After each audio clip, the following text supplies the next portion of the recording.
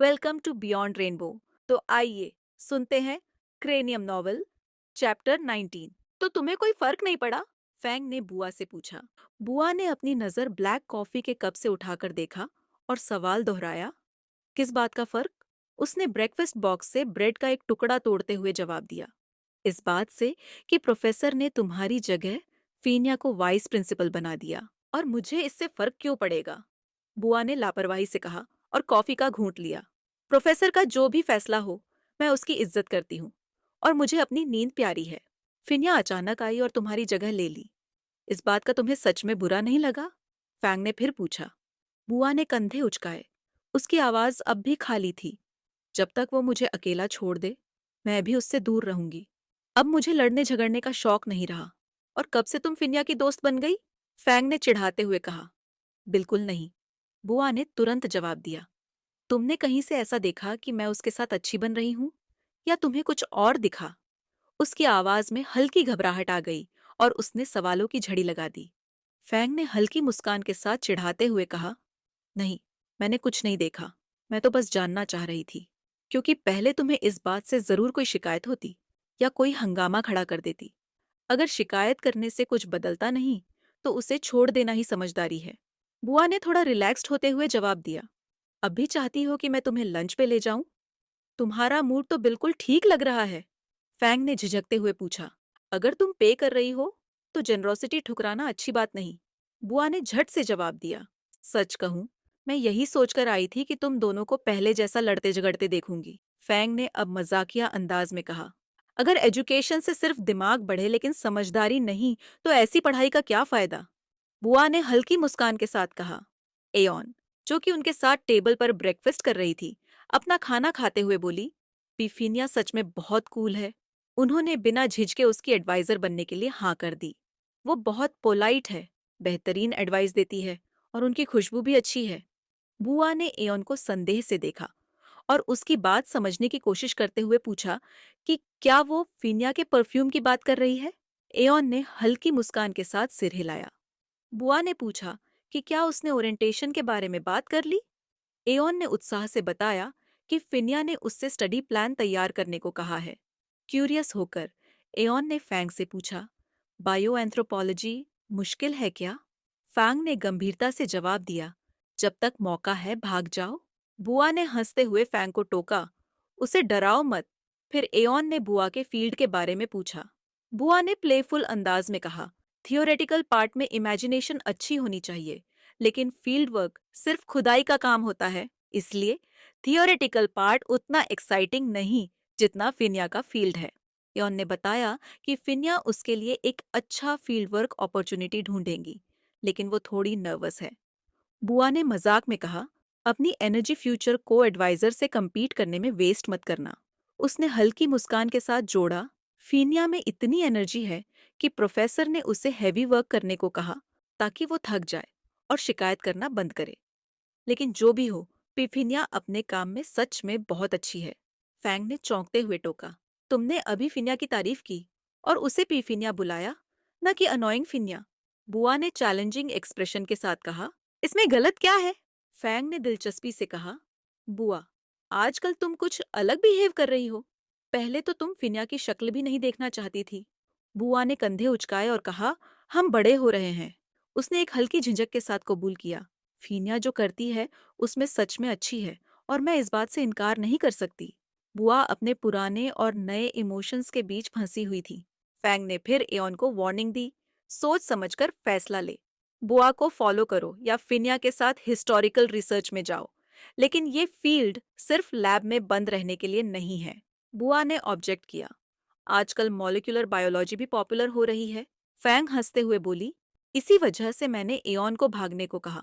Aeon ने तय किया कि वो पी फिनिया के साथ ही जाएगी। एओन ने आगे पूछा, क्या फिनिया सच में बहुत स्ट्रिक्ट है? सुना है कि उनके जाने से पहले कुछ इश्यूज हुए थे। इस पर बुआ और फैंग ने एक दूसरे की तरफ देखा। बुआ ने ऐसा दिखाया जैसे वो खाना चबा रही हो और बात नहीं कर सकती, जबकि उसके मुंह में कुछ नहीं था। फैंग ने छेड़ने वाले अंदाज में कहा कि ये दोनों पुराने राइवल्स हैं। इन्होंने एक दूसरे पर शवल्स और होस तक फेंकी है। एओन ने चौंक कर बुआ की तरफ देखा। बुआ थोड़ी अनकंफर्टेबल होते हुए बोली, कि वो बहुत पहले की बात थी। फिनिया शायद इस बात को भूल भी चुकी होगी, या कम से कम उसे तो ऐसा ही लगता है। बुआ ने धीरे से बड़बड़ाया। एक हल्की खांसी ने बातचीत के बीच में रुकावट डाल दी। ब्लैक शर्ट पहने फिनिया ब्रेक रूम के दरवाजे पर खड़ी थी। उसकी आवाज सुनते ही कमरे में मौजूद सभी लोग चौंक गए। बुआ ने जल्दी से अपना कॉफी कप उठाया और एक घूंट लिया, अपनी हैरानी छिपाने की कोशिश करते हुए। उसकी नजरें एक पल के लिए फैंग से मिली, जो अब चुप थी। एओन ने जल्दी से अपना फोर्क किनारे रखा और अपनी फ्यूचर एडवाइजर को हाथ जोड़कर प्रणाम किया। फिनिया ने जवाब में हल्का सा सिर हिलाया और रूम में दाखिल हुई। वो कॉफी मेकर तक गई और अपने लिए एक कॉफी मग उठा लिया। कमरे में एकदम सन्नाटा छा गया, इतना भारी कि एओन, जो अभी तक अपने खाने पर ध्यान लगाए थी, उसे भी अचानक माहौल ठंडा और भारी लगने लगा, जैसे बिना किसी चेतावनी के टेम्परेचर गिर गया हो। किसी में भी हिम्मत नहीं थी कि नई बातचीत शुरू करे। माहौल इतना गंभीर हो गया था कि एओन ने चुपचाप अपना सामान समेटना शुरू कर दिया और जल्दी से निकलने का फैसला किया। फिनिया, जिसने अपना कॉफी तैयार कर लिया था, पलटी और टेबल के सहारे टिक गई। फैंग उसकी ओर पीठ किए बैठी थी, जबकि बुआ ठीक उसके सामने थी। कॉफी कप हाथ में लिए फिनिया ने उसे अपने होठों तक उठाया और उंगली से बुसाया की ओर इशारा किया, जो अपनी बेचैनी छिपाने की पूरी कोशिश कर रही थी। फिनिया के लिए यही बेहतर था कि बाकी लोग यही माने कि वो और बुआ अब भी अच्छे टर्म्स पर नहीं हैं। असलियत में बुआ को ये सब पसंद नहीं था, लेकिन उसे कोई समस्या नहीं थी, जब तक फिनिया सिर्फ दोस्ती से आगे कुछ नहीं चाहे या जताए। ये एक नाजुक दोस्ती थी, जो आपसी जरूरतों पर टिकी थी। बुआ शायद फिनिया की मौजूदगी सिर्फ फिजिकल नीड्स के लिए सहन कर रही थी। मैं जरा दौड़ लगाने जा रही हूँ, अभी वापस आती हूँ, फैंग ने अचानक कहा और रूम से बाहर निकल गई। अब वहां सिर्फ बुआ और फिनिया रह गई थी। जैसे ही फैंग नजरों से ओझल हुई, फिनिया बुआ की तरफ बढ़ी। उसकी आंखों में वही चमक थी, जैसे कोई शिकारी अपने शिकार पर नजर गड़ाए हो। सुबह इतनी जल्दी क्यों निकल गई थी? फिनिया के सवाल पर बुआ बेचैन हो गई। उसने घबराकर इधर उधर देखा, ये देखने के लिए कि कोई और तो नहीं था। उसने अपने चश्मे को हल्का सा ठीक किया और फिनिया की आंखों में झांका और हल्के कांपती आवाज में कहा, मैंने तुम्हें सोते हुए देखा और जगाना नहीं चाहती थी। मुझे लगा था तुम मेरे साथ चलोगी। फिनिया ने प्यार से पूछा। मैं तुम्हें परेशान नहीं करना चाहती थी, बुआ ने धीरे से जवाब दिया, जबकि फिनिया उसके कॉफी कप के पास वाली टेबल पर बैठ गई। माहौल में अजीब सी टेंशन थी और बुआ को महसूस हुआ जैसे फिनिया की मौजूदगी उसे बारीकी से जांच रही हो। फिनिया बुआ के और करीब झुक गई। उसके लॉन्ग ब्राउन हेयर बुआ के चेहरे को लगभग छूने लगे। हल्के से छूकर उसने बुआ की चिन को उठाया, उसे मजबूर करते हुए कि वो उसकी आंखों में देखे, और कहा, मुझे मेरे ऑफिस में मिलो, स्लीपी हेड। मुझे तुमसे कुछ बातें करनी है। हाँ, जरूर बॉस। बुआ की आवाज तेज और हल्की सार्कास्टिक थी, लेकिन सच तो ये था कि उसने कभी फिनिया को करीब आने से रोकने की कोशिश नहीं की, और ये बात उसे खुद भी हैरान करती थी। बुआ अभी भी थोड़ी सुस्त लग रही थी, जबकि पिछली रात उसने सबसे ज्यादा आराम किया था। जैसे ही फिनिया वहां से जाने लगी, अचानक बुआ का ध्यान भटक गया और उसका हाथ कॉफी कप से टकरा गया। कप नीचे गिरकर फर्श पर टूट गया और उसमें भरी कॉफी फैल गई। बुआ ने जल्दी से नीचे झुककर कांच के टुकड़े उठाने की कोशिश की। उसकी नजर कमरे में किसी कपड़े या झाड़ू की तलाश में भटकने लगी, ताकि छोटे छोटे कांच के टुकड़े साफ कर सके। कुछ ही पल बाद आवाज सुनकर कोई अंदर आया। फिनिया ने मुस्कुराते हुए कहा, इतनी क्लमजी कैसे हो सकती हो? जैसे वो इस पूरे हालात का मजा ले रही हो। इतनी नींद की कमी कहाँ से आती है? उसी वक्त फैंग भी अंदर आई और जोर से बोली, अरे तुम दोनों फिर से? अभी एक दूसरे से थोड़ा दूर हो जाओ। फैंग की बात सुनकर फिनिया को पुराने झगड़े याद आ गए। जब भी उसके और बुआ के बीच तनाव बढ़ता था, फैंग उन्हें संभालने के लिए यही लाइन बोलती थी, मैंने कुछ नहीं किया। ये नींद में डूबी बुआ ही थी, जो कब गिरा बैठी। फिनिया ने अपने बचाव में सफाई दी। मैं साफ कर देती हूँ पी बुआ, ऑन ने मददगार अंदाज में कहा। बुआ ने ऑन को थैंक्स कहा और फिर बोली, माफ करना, मैं पिछले कुछ समय से थोड़ा डिस्ट्रैक्टेड थी। अब क्या तुम्हें आराम से सोने की इजाजत चाहिए? फिनिया अचानक बीच में बोली। उसकी आवाज में हल्की सख्ती थी। क्या मैं तुमसे सीधे पूछ सकती हूँ? बुआ ने तुरंत कहा। जब यहाँ का काम निपटा लो तो मेरे ऑफिस में आना।